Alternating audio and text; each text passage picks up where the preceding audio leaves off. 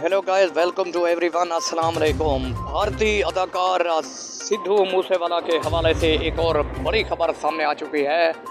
जी हाँ नाज़रीन, सिद्धू मूसेवाला को कत्ल करने की बड़ी वजह क्या थी, मुकम्मल तफसील बताएंगे इस छोटी सी वीडियो में। बट आपको उससे पहले 2 स्टेप फॉलो करने हैं।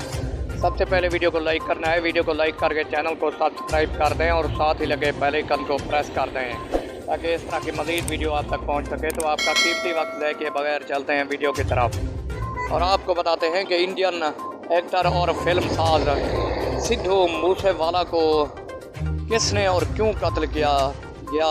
याद रहे कि सिद्धू मूसेवाला को कत्ल करने की कोई भी वजह अभी तक सामने नहीं आ सकी। इंडियन तफ्तीशी इदारों का कहना है कि सिद्धू के कत्ल को बहुत जल्द गिरफ्तार कर लिया जाएगा।